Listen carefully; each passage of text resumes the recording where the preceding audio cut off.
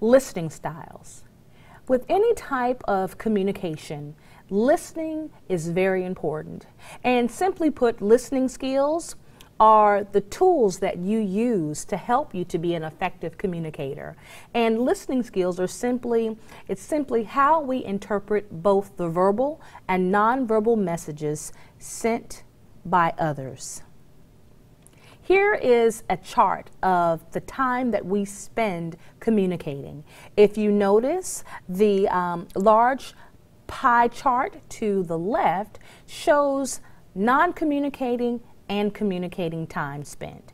And if you notice, we spend 70% of our time communicating in some way to other people, whereas 30% of our time is spent not communicating. Well, then if we were to look at the smaller pie chart to the right-hand side, it breaks down the amount of time that we spend communicating. So during that 70% of our time that we spend communicating, 45% of that time is spent listening.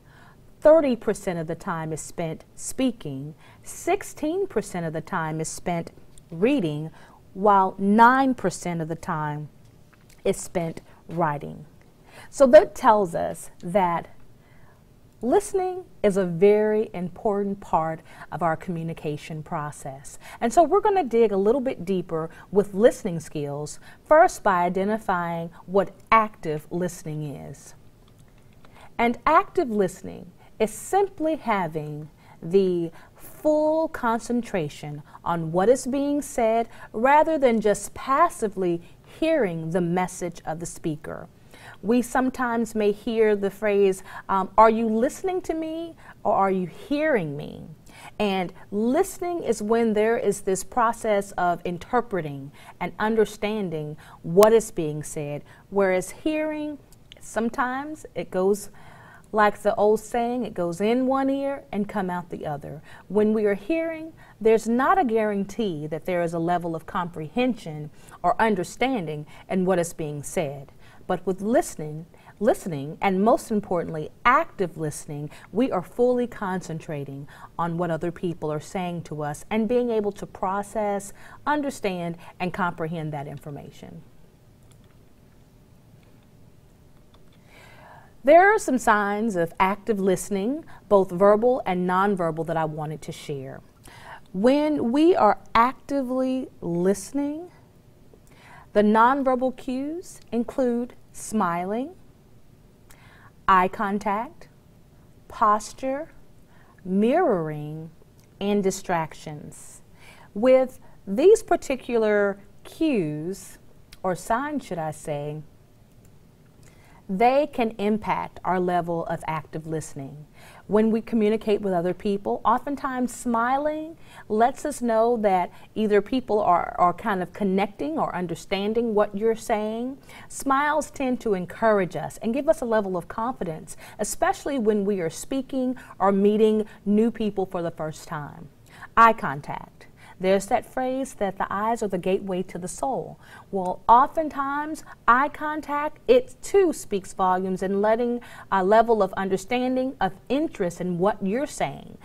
And it goes the other way around. If you are not giving eye contact to a prospective employer during an interview, to a customer or a patient that you're serving, when you are not giving them eye contact, that sends a message that what they're saying may not matter as much to you as they would like for it to. So eye contact is one of the primary things that you can do to be able to actively listen in a nonverbal manner. Posture, your stance, how you carry yourself, your body language. Posture is going to be one of those nonverbal cues that can immediately let us know if you are actively listening to what is being said. Mirroring. Sometimes mirroring is a way of being able to reinforce what someone is doing or what someone is saying. If you are in a group and there's a hands-on activity and the leader or the presenter or your supervisor there in the workplace, if they are going through a process or a step-by-step technique, oftentimes when you're able to mirror what they're doing, that's demonstrating a level of active listening, because there has to be a way for you to interpret and to understand what is being said. So sometimes either mirroring what they are doing as far as the step-by-step techniques, especially when it's hands-on, or when you're mirroring just by looking, and if the presenter is nodding, then you're mirroring that same gesture with a nod. Distractions. Now, distractions with active listening can sometimes impede or prevent the active listening process from happening successfully. Noises, ambient noises, interruptions by other people, unexpected events or circumstances that may come up and require your immediate attention or require you to kind of interrupt the listening process. All of those things are examples of distractions. Now, when we're looking at verbal signs of active listening, we have positive reinforcement, remembering, questioning, reflection, clarification, and summarization. We all enjoy having someone to positively reinforce us or encourage us. Well, with verbal signs, you're able to say, oh, that's great. Oh, what a wonderful idea. You're able to encourage and support by just your words. With remembering, verbal signs of active listening is that you're able to retain the information that you just heard. You're being able to, whether it's writing down the information after you've received it, or being able to remember or recall the information later. Another sign of active listening is questioning. So if there is something that you don't understand that's being shared or communicated with you, asking questions will help you to grasp a better understanding of the information. That's very valuable in the workplace, because sometimes we may feel afraid to ask a question, but there's that saying that there are no dumb questions.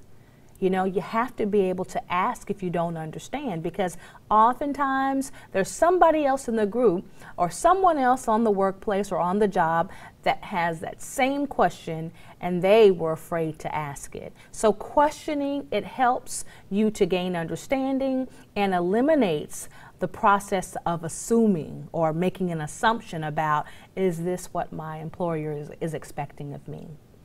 Reflection. Reflection is a great verbal sign for active listening, because you're able to just take a moment and process and do a mental reviewing, or just kind of going back over what was said or an experience. So reflection is very important in that way. Clarification. Clarification is similar to questioning, but what clarification does is that you obtain a crystal clear understanding.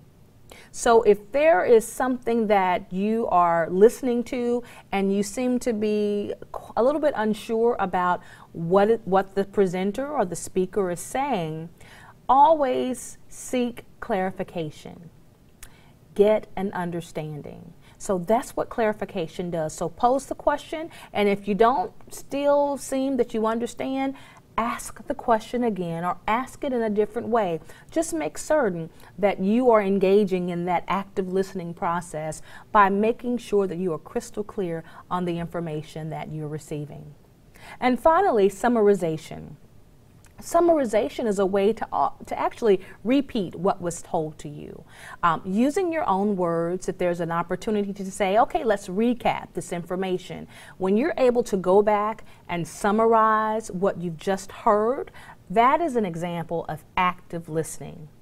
You're taking the information, you're processing the information, and then you're able to turn around and recap or recall that information in your own way.